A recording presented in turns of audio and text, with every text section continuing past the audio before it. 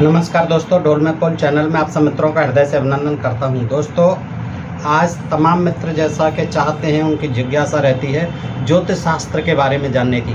तो आज हम जो है आपके लिए ज्योतिष शास्त्र की प्रामाणिक जानकारी आपके समक्ष प्रस्तुत करते हैं दोस्तों। और एक पुस्तक है, उससे करते हैं, उसके बारे में मैं बता देता हूँ मैं कि अब्राहम टी कोवूर एक वैज्ञानिक हुए हैं, मनोवैज्ञानिक, और उन्होंने इस क्षेत्र में अंधविश्वास और पाखंड और तमाम जो है जानकारी, तमाम रिसर्च की। उन्होंने केरल में पैदा हुए थे। और डॉक्टर अब्राहम कोवूर दुनिया का प्रसिद्ध मनोचिकित्सक एवं सुचेत वैज्ञानिक था। वह श्रीलंका के तर्कशील, बाद में श्रीलंका में बस गए थे। वह श्रीलंका के तर्कशील विद्वानों के एक संस्था का प्रधान था। उसने लगभग आधी शताब्दी तक हर प्रकार के मानसिक, अर्धमानसिक एवं आत्मिक चमत्कारों की बहुत ही गहराई तक खोज की और अंत में इस परिणाम पर पहुंचा कि ऐसी बातों में लेस मात्र भी सत्य नहीं होता। इस संसार के मनोचिकित्सकों में वह अकेला ऐसा आदमी था, अब्राहम टी कोवूर, जिसको इस क्षेत्र में खोज करने के परिणाम स्वरूप पीएचडी की डिग्री प्राप्त हुई। अमेरिका के मिनेसोटा संस्थान ने उसके मनोवैज्ञानिक एवं ऐसे ही अन्य चमत्कारों की खोज के फलस्वरूप उसको पीएचडी की डिग्री प्रदान की। उसका दावा है कि जो व्यक्ति अपनी अधे आत्मिक या अलौकिक शक्तियों का दावा करता है, वह या तो मानसिक रोगी है या फिर धूर्त। वह कहता है कि न तो कोई अलौकिक शक्ति वाला पैदा हुआ है और न ही किसी के पास अलौकिक शक्ति है।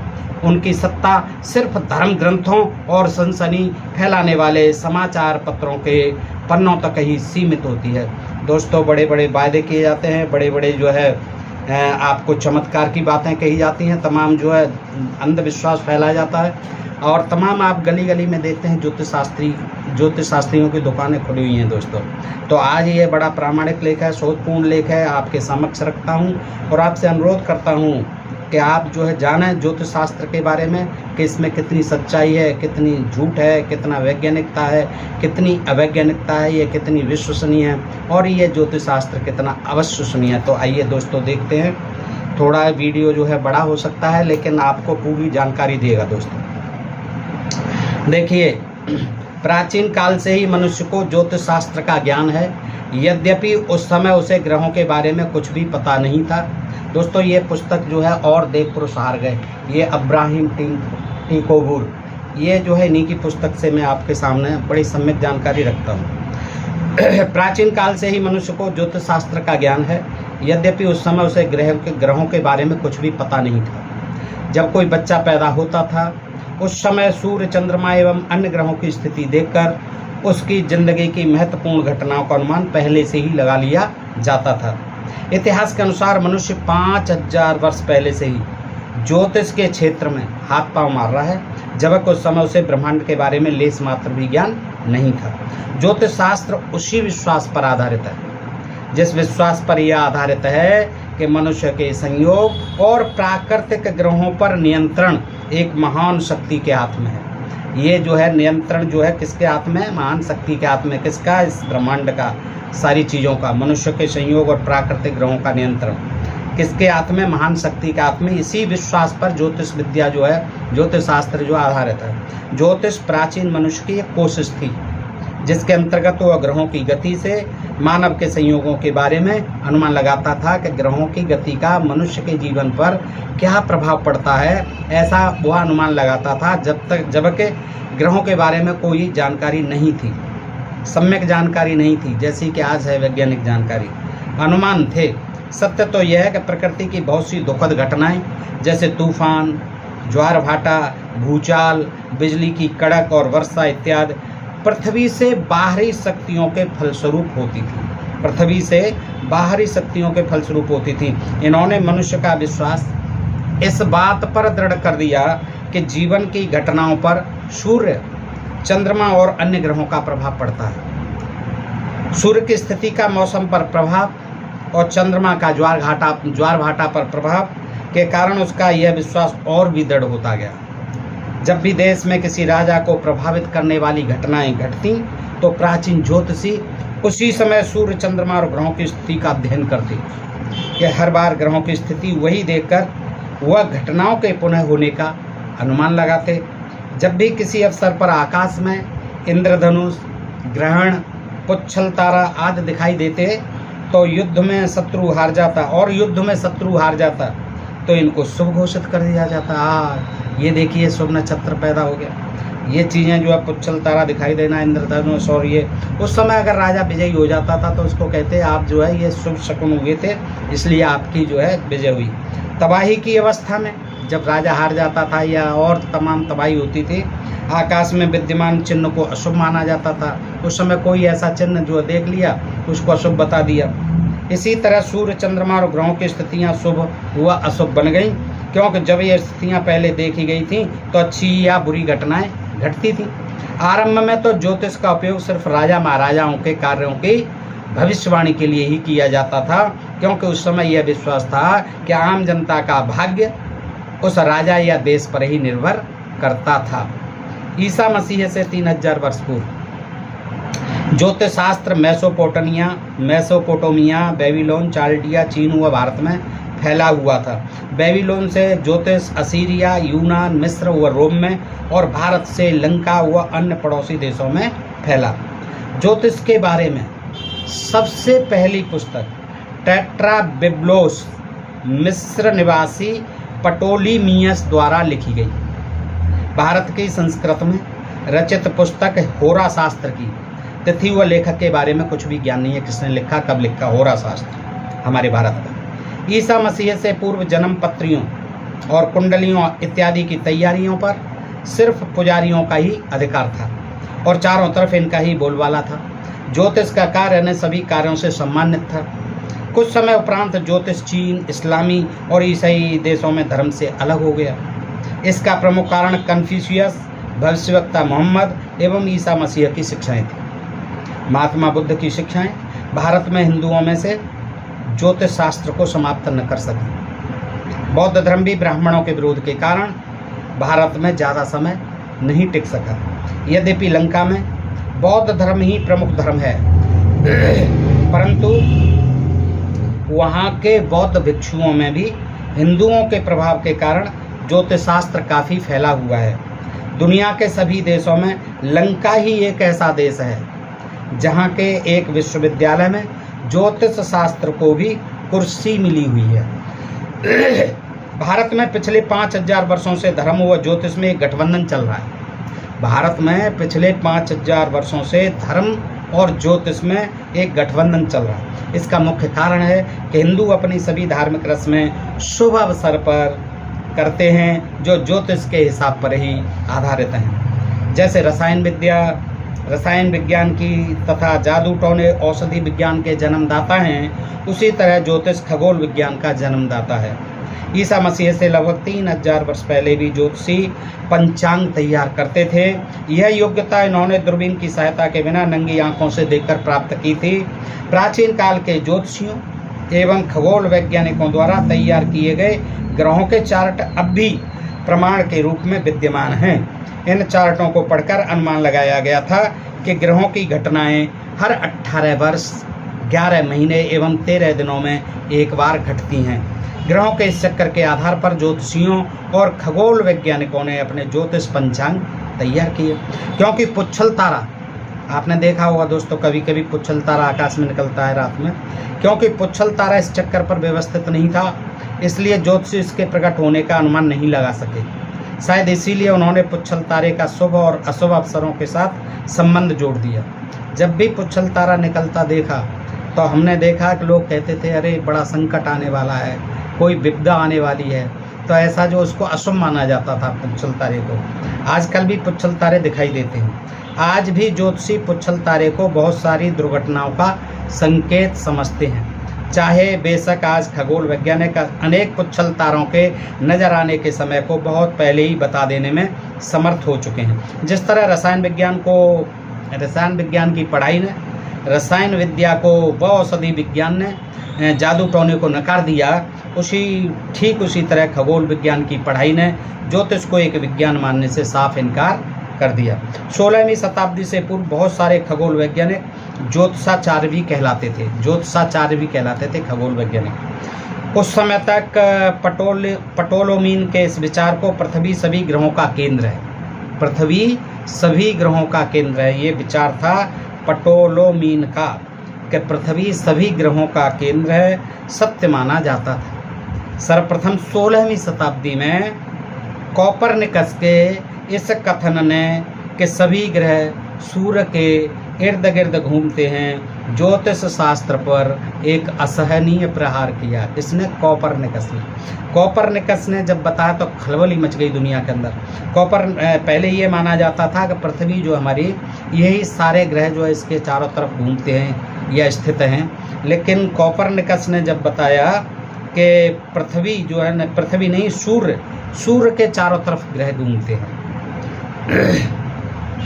यह कह करके उसने ज्योतिष शास्त्र पर एक गहरा प्रहार किया। 17वीं शताब्दी में जब न्यूटन के गुरुत्वाकर्षण के सिद्धांत को मान लिया गया तो खगोल वैज्ञानिकों का ज्योतिष से पूरी तरह विश्वास उठ गया। जैसी कहावत है कि बिल्ली के 9 जीवन होते हैं, उसी तरह बहमों के भी 99 जीवन होते हैं। बिल्ली के 9 जीवन होते हैं, उसी तरह बहमों के भी 99 जीवन होते हैं। ज्योतिषी यह कहकर अपनी बात को स्थापित करने की कोशिश करते हैं कि पुराने खगोल वैज्ञानिक केपलर, गैलीलियो, न्यूटन इत्यादि भी ज्योतिष शास्त्र में विश्वास रखते थे। यदि केपलर ने अपने ज्योतिष के कार्य को खगोल संबंधी अपने कार्य के मुकाबले में जारी रखा होता तो वह पैसे के लिए तंग होकर नहीं मरता। इसमें कोई संशय नहीं कि गैलीलियो ने टकसैनी के बादशाह की जन्मपत्री बनाई थी। इसने गैलीलियो ने टकसैनी के बादशाह की जन्मपत्री बनाई थी और इसमें उसने बादशाह की लंबी आयु का अनुमान लगाया था, परंतु वह बादशाह कुछ ही सप्ताह के बाद मर गया था। न्यूटन की किसी पुस्तक या किसी नियम से यह सिद्ध नहीं होता कि उसे ज्योतिष में लेश मात्र भी विश्वास था। मैं इस संबंध में आपको वोल्टेयर की उदाहरण देता हूँ, जो कि 2 ज्योतिषाचार्यों का शिकार था।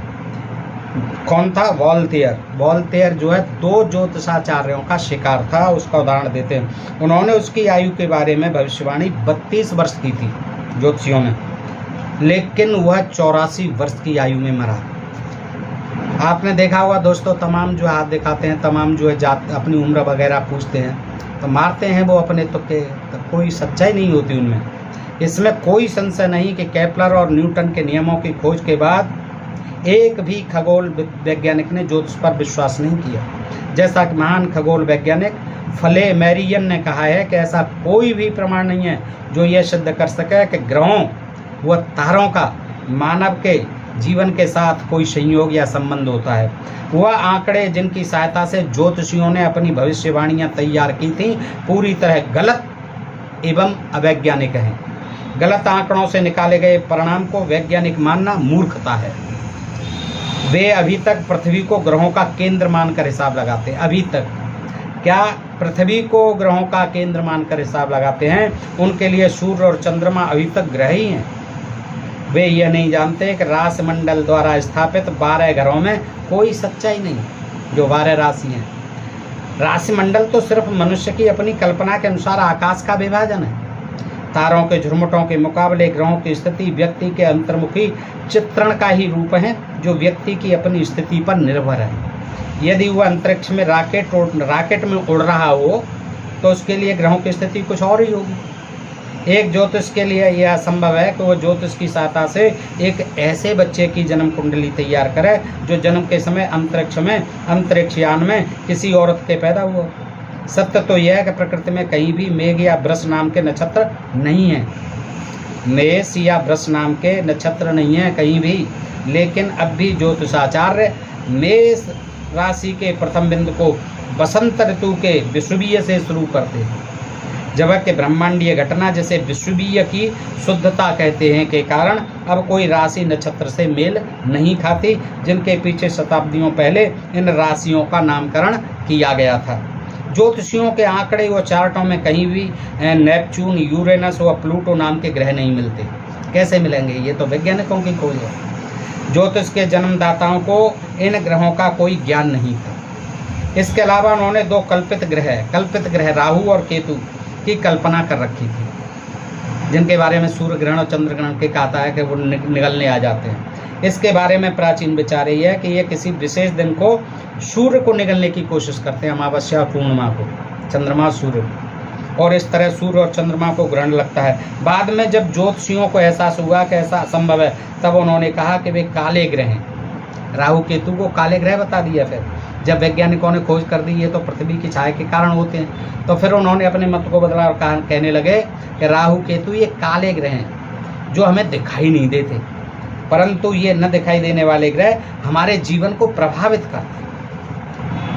तभी कहा जाता है आपको राहु केतु का चक्कर है आपके ऊपर, इतना दान दीजिए। राहु केतु को फिर भी बनाए रखा है, काले ग्रह बता दिया है, न दिखने वाले बता दिया है, लेकिन हैं जरूर जो हमारे जीवन को प्रभावित करते हैं। सत्य तो यह है कि आकाश में वे सिर्फ कल्पित स्थान या बिंदु हैं जो हमें एक दूसरे के रास्ते काटते दिखाई जाते हैं, क्योंकि राहु या केतु तो सिर्फ कल्पित बिंदु हैं। इसलिए ज्योतिषियों का यह कथन कि इनका मानवीय जीवन पर कोई प्रभाव है, बिल्कुल गलत है, क्योंकि सूर्य चंद्रमा से लाखों ही मील दूर है और सूर्य और चंद्रमा के पथ एक दूसरे को काटते नहीं। इसलिए अंतरिक्ष यात्रियों को राहु और केतु कहीं भी नहीं मिलेंगे। क्या आकाश में कोई ऐसा बिंदु हो सकता है जहां एक जंबो जेट एक सड़क पर जा रही बस का रास्ता काट दे? जो ज्योतिषी यह दावा करते हैं कि समय के 1 सेकंड के अंतर से भी जन्म कुंडली में अंतर पड़ सकता है, सापेक्ष प्रकाशीय समय में आवश्यक शुद्धि नहीं कर सकते जैसे कि खगोल वैज्ञानिक करते हैं। ज्योतिष की पुरानी पुस्तकों के लेखक यह भी नहीं जानते थे कि सूर्य एक तारा है या ग्रह, ये तारा है ग्रह नहीं, ये नहीं जानते थे। आकाशीय पिंडों से किरणों के माध्यम से ऊर्जा को अंतरिक्ष में से गुजरने के लिए समय लगता है। चंद्रमा एक ग्रह नहीं है और तारों की स्थिति जो बच्चे के जन्म के समय देखी जाती है वह सिर्फ नकली ही होती है, असली नहीं। बच्चों के जन्म के समय जो जन्म कुंडली बनाते हैं या देखते हैं, वो जन्म के समय जो देखते हैं ऊपर की ओर तारों को, वो सब बेकार की बात है। राशि मंडल के 12 ग्रहों में से एक भी ऐसा नहीं जहाँ से ऊर्जा आने में 4.5 वर्ष से कम समय लगता हो। यह भी नहीं जानते कि उस राशि मंडल के तारों में से एक भी तारा टूट जाए या अलोप हो जाए तो पृथ्वी से उसकी दूरी के हिसाब से हम लाखों ही वर्ष तक उसके बारे में नहीं जान सकते। वे यह भी नहीं जानते कि ख़त्म हुए तारों की रोशनी उतने वर्षों तक हमारे पास पहुंचती रहेगी जितने वर्षों तक उससे चली हुई अंतिम किरण हमारे पास पहुंच नहीं जाती। ऐसे अज्ञानी हैं जिन्होंने ज्योतिष के नकली विज्ञान की स्थापना की। आज के ज्योतिषियों में से कितने यह विश्वास रखते हैं कि वे तारे जो बच्चे के जन्म के समय देखे गए क्या वास्तव में उस समय अंतरिक्ष में विद्यमान थे या नहीं। प्रकाश की गति की दर से शुक्र ग्रह की वास्तविक स्थिति व दिखाई देने वाली स्थिति में 6 प्रकाश मिनट का अंतर है। सूर्य चंद्रमा ग्रहों व राशि मंडल के तारों में वास्तविक दूरी व दिखाई जाने वाली दूरी में इसी तरह का अंतर है। इसलिए इन धूर्तों द्वारा तैयार किए हुए ज्योतिष के चार्ट पुराने हो चुके हैं, उनका कोई मतलब नहीं है। लेकिन अंधविश्वासी लोग आज भी जो है उनको सहारा लेते हैं, उन पर विश्वास करते हैं। क्या मनुष्य का भाग्य उसके जन्म समय पर निर्भर करता है? उसका भाग्य जो है मनुष्य का जन्म समय पर निर्भर करता है। बच्चे का जन्म गर्भ धारण करने से 280 दिन बाद मशीनी ढंग से होता है, लेकिन ऑपरेशन या स्वाभाविक ढंग से बच्चे समय से पहले या बाद में भी पैदा किए जा सकते हैं। यदि किसी व्यक्ति का भाग्य उसके जन्म पर ही निर्भर करता हो तो बच्चे के जन्म को डॉक्टरी ढंगों से आगे पीछे करके सगुन या अपसगुन वाले दिन पैदा किया जा सकता है। यदि ऐसा ही है तो आने वाले समय में प्रजनन दक्ष डॉक्टरों की आय बढ़ सकती है, आमदनी बढ़ सकती है। क्योंकि अगर ये हो जाए कि बच्चे का जन्म जो है डॉक्टरों द्वारा करने पर भी सगुन या अपसगुन के दिन बता दिए जाएं तो फिर तो उसी दिन लोग पैदा करवाएंगे। बेबीलोन आपने देखा होगा दोस्तों, ये भी अंधविश्वास है कि ज़्यादातर जो है जब श्री कृष्ण जी का जन्म होता है जन्माष्टमी के दिन रात में, उस दिन बच्चों के बड़े जो है प्रसन्नता होती है। जहाँ हॉस्पिटलों में भी जहाँ भी बच्चे पैदा होते हैं, कृष्ण जी भी पैदा हो रहे हैं और इधर ये बच्चे भी पैदा हो रहे हैं, तो वो बड़ी प्रसन्नता होती है और लोग जो है खूब जो है मंगल गान करते हैं, दान दक्षिणा देते हैं। तो दोस्तों ये सब अंधविश्वास हैं। बेबीलोन या यूनान के ज्योतिषी तो जन्म तिथि को गर्भ धारण करने की तारीख से गिनकर जन्म कुंडली तैयार करते हैं। हिंदू पुराण कथा के अनुसार पूना थनम का जन्म एक ब्राह्मण द्वारा किसी अजनबी औरत को यह विश्वास दिलाने के लिए संभोग करने से हुआ था कि ग्रहों की विद्यमान स्थिति से एक अलौकिक शक्ति वाला बच्चा उत्पन्न होगा। ऐसी ऐसी कहानियाँ बताई गई ब्राह्मणों द्वारा भी कि उन्होंने एक पूनाथनम का जन्म एक ब्राह्मण द्वारा किसी अजन्मी औरत को यह विश्वास दिलाने के बाद संभोग करने से हुआ था कि ग्रहों की इस समय बड़ी अच्छी स्थिति है और तेरे जो बच्चा होगा वो अलौकिक शक्ति वाला होगा, और वो पूनाथनम पैदा हुआ। एक विज्ञान के रूप में ज्योतिष असफल हो चुका है। इसकी आधारभूत मान्यताएं सर्वथा कल्पित हैं। एक ग्रह रात्रि को आकाश में नहीं उगता, बल्कि वह तो सूर्य के इर्द गिर्द ही घूमता रहता है। वास्तव में ग्रहों का संयोग नहीं होता, ये तो एक दूसरे से लाखों ही मील दूर हैं। यद्यपि वे कितने ही नज़दीक दिखाई क्यों न दें। सूर्य, चंद्रमा एवं ग्रह कुछ हल्के परिवर्तनों जैसे कि प्रकाश, चुंबकीय गुरुत्वाकर्षण इत्यादि के बिना पृथ्वी पर और किसी भी प्रकार प्रभाव नहीं डालते। ज्योतिषियों द्वारा बताए गए कंपनों से कभी पृथ्वी पर किसी औजार की सुई तक नहीं हिली। संक्षेप में ज्योतिष एक साधारण अनुमान से अधिक कुछ भी नहीं है। यही कारण है कि मैंने दुनिया के सभी ज्योतिषियों को अपनी मृत्यु तक खुली चुनौती दी हुई है। यह सत्य है कि ज्योतिषियों को स्वयं भी मालूम होता है कि उनकी भविष्यवाणियां तो सिर्फ अनुमान मात्र ही, ये उन्हें भी पता होता है। यही कारण है कि एक भी ज्योतिषी ने मेरी चुनौती को कभी स्वीकार नहीं किया। फिर ज्योतिष का अस्तित्व अभी तक है कैसे, ये भी तो प्रश्न है। इसके यंत्र, संकेत, रहस्यमयी चार्ट एवं गलत हिसाब इसको विज्ञान जैसे रूप में परिवर्तित कर देते हैं, जो बहुत से लोगों को अपने जाल में फंसा रखता है। यंत्र बना रखे हैं, संकेत, रहस्यमयी चार्ट बना रखे हैं और तमाम जो अपने आंकड़े बना रखे हैं नक्षत्रों के, सूर्य, चंद्र, ग्रहों के। तो उनसे जो प्रभावित होता है आदमी और उन पर विश्वास करता है, जो बहुत से लोगों को अपने जाल में फंसाए रखता है। अधिकतर ज्योतिषी लोगों को ऐसी बातें सुनाने में कुशल होते हैं, हाँ बहुत कुशल होते हैं, जो वे सुनना चाहते हैं लोग। कौन नहीं सुनना चाहता? उसके पास एक अच्छा दिमाग है। आपका दिमाग बड़ा अच्छा है।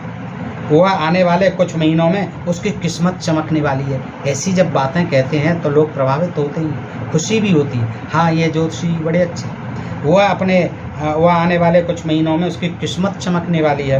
किस व्यक्ति के संबंध में ये सत्य नहीं होता। मनुष्य को वही अवसर अच्छा प्रतीत होता है जब उसे अपनी योग्यता दिखाने का सो अवसर मिले। इसी ढंग से ज्योतिषी अपनी भविष्यवाणियाँ व अनुमान लगाते हैं। सत्य चाहे कुछ भी हो, पर वे सदा यही दलील देंगे कि वे ठीक हैं। उनकी भविष्यवाणियाँ इस तरह द्व्यर्थक होती हैं कि ताकि घटना घटने के बाद उसका आवश्यक मतलब निकाला जा सके। हर मनुष्य चाहता है कि वह अपनी असफलता का आरोप उन बातों पर लगा सके जो उसके नियंत्रण से परे हैं। हर मनुष्य चाहता है कि वह अपनी असफलता का आरोप उन बातों पर लगा सके जो उसके नियंत्रण से परे हैं। यह बताना अपने आप को आश्वासन देने की तरह है कि आपने अपनी नौकरी या अपना दोस्त, अपने आचरण की कमजोरी या मूर्खता के परिणाम स्वरूप नहीं खोया है, बल्कि वह ईश्वर की इच्छा थी। यह बताना और भी लाभदायक है, तुम्हारी समस्याएं शीघ्र हल हो जाएंगी। हाँ, चिंता मत करिए, आपकी सारी समस्याएं शीघ्र हल हो जाएंगी। सत्य चाहे कुछ भी हो, पर वे सदा दलील ये देंगे कि वे ठीक हैं। उनकी भविष्यवाणियाँ इस तरह द्व्यर्थक होती हैं। दो अर्थ होते हैं, सही हो गया तो ठीक है, और नहीं सही हुआ तो हमने ये कब बताया था, हमने ऐसा कब कहा था, कि घटना के बाद उसका आवश्यक मतलब निकाला जा सके। यद्यपि ज्योतिष मनुष्य की किस्मत या आचरण के बारे में कोई भी सत्य भविष्यवाणी नहीं करता। यद्यपि ज्योतिष मनुष्य की किस्मत या आचरण के बारे में कोई भी सत्य भविष्यवाणी नहीं करता और इसके वैज्ञानिक होने के सभी दावे झूठे हैं, फिर भी जितने समय तक दुनिया में अंधानुकरण करने वाले मूर्ख लोग हैं, ज्योतिष चलता रहेगा। क्या कहा?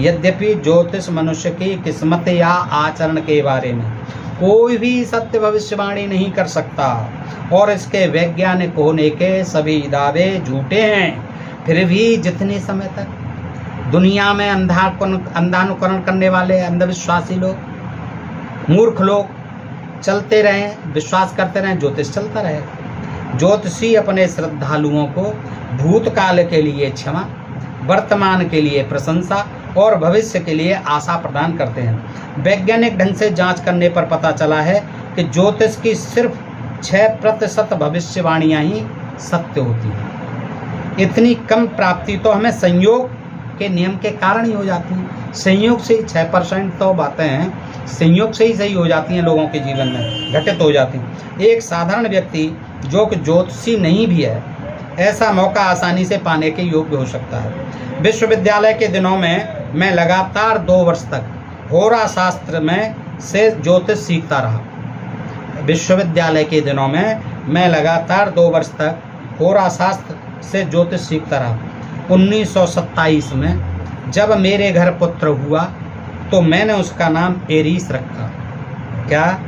अपने बच्चे का नाम एरीस रखा, क्योंकि उसके जन्म का लगन मेष राशि। मैंने उस बच्चे की जन्म कुंडली स्वयं तैयार की। उस जन्म कुंडली के अनुसार बच्चे का कोई और भाई या बहन नहीं होना चाहिए था। मेरे कोई और जायज़ या नाजायज़ बच्चा नहीं है। किसी आम व्यक्ति के लिए यह भविष्यवाणी काफ़ी है ताकि वह अपने मकान की छत पर खड़े होकर ऊंची आवाज़ में कह सके कि ज्योतिष एक सत्य है। यानी उनके कोई भाई बहन नहीं होना चाहिए था। मेरे कोई नाजायज बच्चा भी नहीं है, मेरे कोई जायज़ या नाजायज बच्चा नहीं है।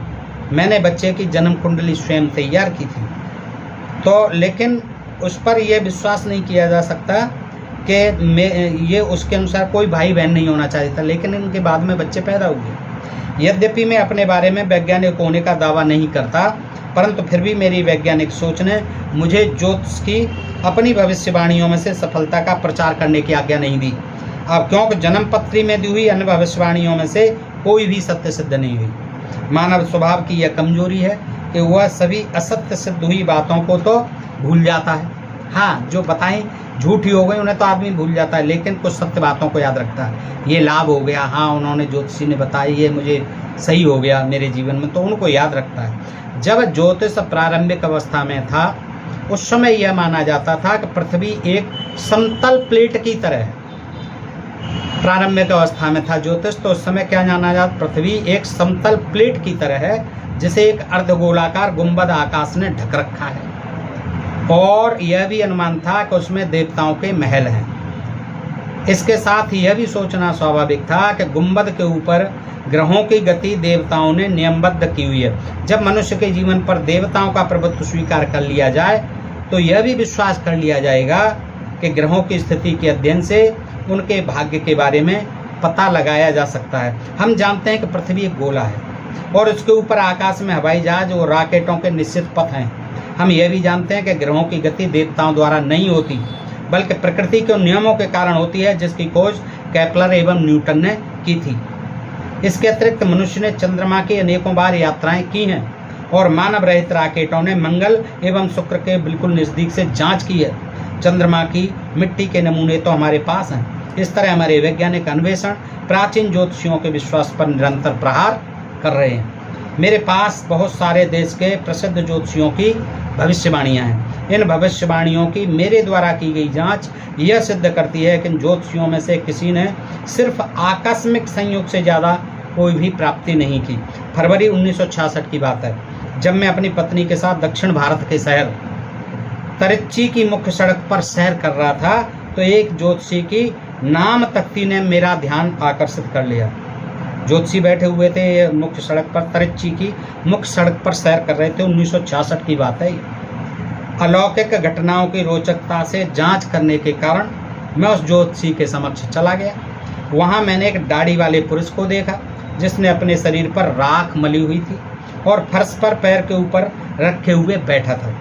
उसके मस्तिष्क पर त्रिशूल का निशान, और यह घोषणा करता था कि वह विष्णु भक्त है। उसके पास किसी पुराने वृक्ष के पत्तों का एक ढेर और पिंजरे में बंद एक तोता था। ये तो दोस्तों आपने देखा होगा तोते वोते वाला खेल। फर्श पर सैकड़ों ही गत्ते के चौकोर टुकड़े बिखरे हुए थे जिन पर कुछ नंबर लिखे हुए थे। मैंने उस ज्योतिषी के साथ कुछ बातें की और उसके उस व्यापार के बारे में काफ़ी जानकारी प्राप्त की। उसने बताया कि किनारों से टूटे हुए आंवले के पत्ते उसे अपने पूर्वजों से विरासत में मिले हुए। यह पुराने साधुओं के लिखे हुए थे और उन पर जन्मे यानी पैदा हुए और जन्म लेने वाले सभी मनुष्यों की जन्म कुंडलियाँ हैं। उसने कहा कि आपकी जन्म कुंडली जिसमें आपका भूत वर्तमान व भविष्य भी इस ढेर में मिल सकती है। वह या तो जन्म तिथि से या तोते की सहायता से निकाली जा सकती है। उसने बताया कि जन्म कुंडली कुछ नगद भेंट देकर निकाली जा सकती है। यद्यपि ज्योतिषी मेरे द्वारा दी गई 1 रुपये की भेंट से प्रसन्न नहीं था, फिर भी उसने भेंट स्वीकार कर ली। उसने पिंजरा खोल दिया। तोते ने चोंच से 37 नंबर वाला पत्ता उठा लिया। उसने ज्योतिषी ने गत्ते को खुद ले लिया और पक्षी को एक चावल का दाना इनाम स्वरूप दे दिया खाने को। तोते को पिंजरे में बंद करके उसने पंक्ति में से यानी कतार में से आंवले का पत्ता उठाया जिस पर मेरी जन्म कुंडली लिखी हुई है। मैंने पत्ते को हाथ में ले लिया। इस पर तमिल भाषा में कुछ लिखा हुआ था जिसको मैं पढ़ नहीं सकता था। यद्यपि ज्योतिषी इसे पढ़ने व मतलब समझाने के लिए तैयार था, फिर भी मैंने उसे हुआ पत्ता वापस कतार में रख देने के लिए कह दिया। मैंने ज्योतिषी को 1 रुपया और दिया। वह तोते से पुनः गत्ता निकलवाने के लिए कहा। यद्यपि ज्योतिषी ऐसा करने के लिए तैयार नहीं था, परंतु मेरे आग्रह पर पुनः उसे तोता पिंजरे से निकालना पड़ा। वह इस बार तोते ने 100 नंबर का गत्ता उठा लिया। इस तरह त्रिची के ज्योतिषी की आंवला पत्र पढ़ने की घटना समाप्त हो गई। जबकि सभी ज्योतिषी झूठ होते हैं। अब देखिए, एक बार 37 निकला, एक बार फिर 109, अगली बार देते तो और कुछ निकलता। तो ये सब जो है इस तरह के खेल हैं लोगों को मूर्ख बनाने के और अपना धंधा करने के। जबकि सभी ज्योतिषी झूठे होते हैं, परंतु मैं उन व्यक्तियों के बारे में जो आंवला पत्र, भृगु ग्रंथ या सप्तऋषि वाक्यम ग्रंथ इत्यादि में मृत जीवित और जिन्होंने अभी जन्म लिया है के संबंध में प्राचीन ऋषियों के कथनों की सत्यता का दावा करते हैं कि देखिए इसमें ये लिखा हुआ है, हमारे भृगु ऋषि ने ये लिखा, हमारे सप्त ऋषियों ने ये लिखा, ऐसे दावा करते हैं और लोगों को मूर्ख बनाते हैं। कहूँगा कि वे अति धोखेबाज होते हैं, क्योंकि ऐसी बातें बिल्कुल असंभव। तो दोस्तों ये देखिए, इसने आपकी समझ में बहुत सी बातें आई होंगी और यथार्थ हैं, ऐसे नहीं। ये बहुत विद्वान रहे, वैज्ञानिक रहे, इनको PhD की डिग्री भी मिली इसी मनोवैज्ञानिक खोजों पर दोस्तों। और ज्योतिष के बारे में आपको इनके विचार ये कैसे लगे कमेंट में ज़रूर बताएं दोस्तों। और आपकी कोई इसी तरह की जिज्ञासा हो तो कमेंट में लिख करके पूछ सकते हैं। मैं उसे सफल कर आपके समक्ष जो है प्रस्तुत करने को जो है अवश्य प्रयास करूँगा दोस्तों। अपने प्रिय चैनल ढोल में पोल को अवश्य सब्सक्राइब करते रहें दोस्तों। आज के लिए इतना ही। सुनने के लिए आप सब मित्रों का हृदय से आभार। नमस्कार, जय हिंद, जय भारत दोस्तों।